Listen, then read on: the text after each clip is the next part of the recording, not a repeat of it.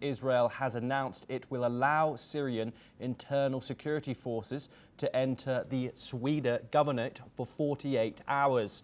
Whilst Israel has long opposed the presence of regime military south of Damascus, officials now say this temporary deployment is aimed at stabilizing the region, though they've avoided calling them military forces. This comes as tribal fighters backed by the Islamist-led government clashed with Druze militias just outside of Sweida after troops withdrew under a ceasefire deal. The Syrian Observatory for Human Rights confirmed violent confrontations on the city's western edge, and both sides admitted to opening fire. We're now joined by Martin Arias, who is a foreign affairs expert. He joins us live from Ecuador. Thank you very much for joining us, Martin. Martin, what are your thoughts on seemingly violence continuing even after this announced ceasefire?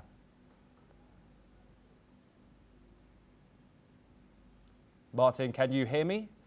What are your views on violence continuing, seemingly coming from after reports coming from the region after this ceasefire?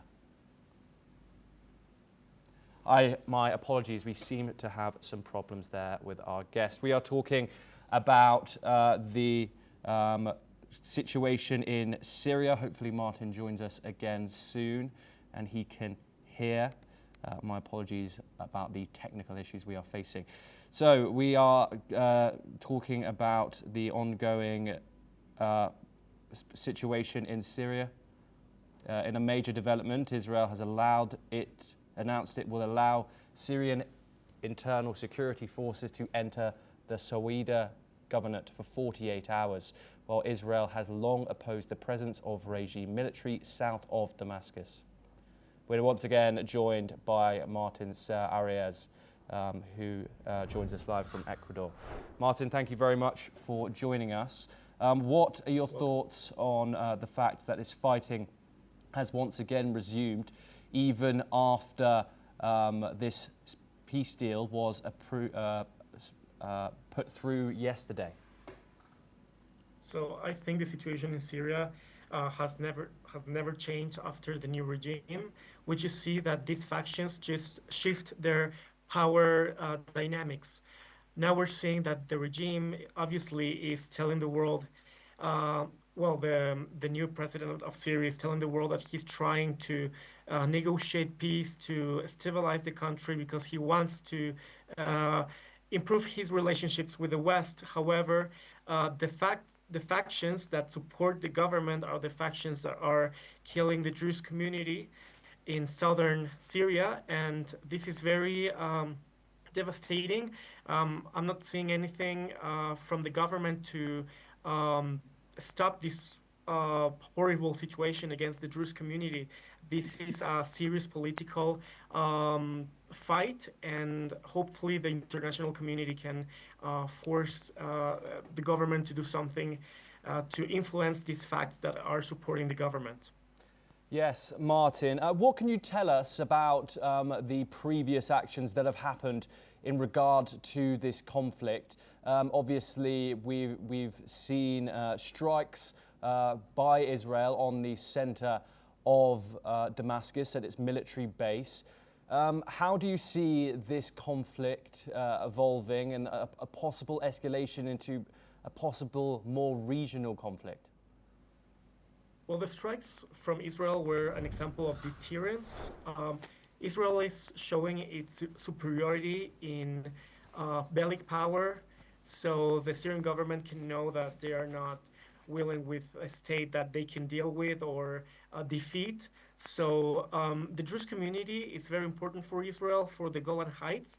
We need to remember the Druze community is very loyal to the state of Israel, and actually the Jewish community in the Middle East, they tend to be very loyal to their countries. However, since Bashar al-Assad fell, the Jewish community found themselves in a situation that the government is not aligned with their interests, and the opposite. They are being threatened and put in danger by these radical elements that are supporting the current government.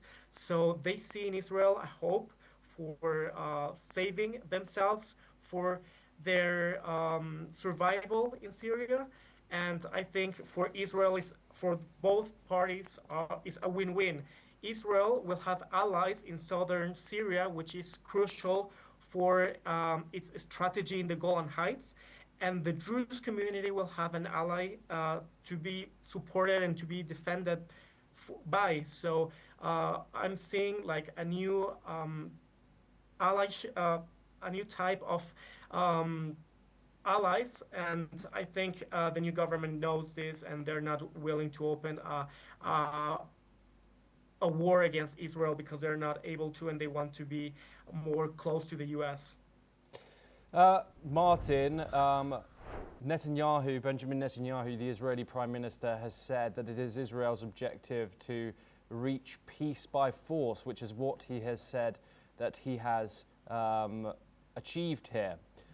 Do you think that the compelling strike on the HQ in the center of Damascus was effective in achieving his aim here, or as we can see that these clashes have once again started, do you think that they have been ineffective?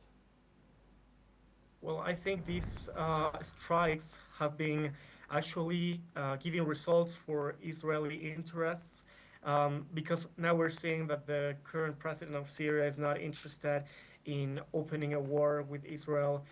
It shows that they are not able to retaliate against, and that this government is actually going to follow what the U.S. and Israel is trying to achieve in this region, especially with the Druze community. Again, I think this current government of Syria is more interested in fighting the former allies of Bashar al-Assad, which is Iran in its proxies, instead of Israel. And these strikes showed that Syria is not willing to open a war with Israel, and that the Druze community is going to be supported. And in southern Syria, there won't be any escalation or any military escalation from the government, because they're actually retiring their forces. And I think the current government of Syria, even though they're not openly accepting what Israel is asking for, they are indirectly showing a type of cooperation. Yes, Martin, we have some further updates. UN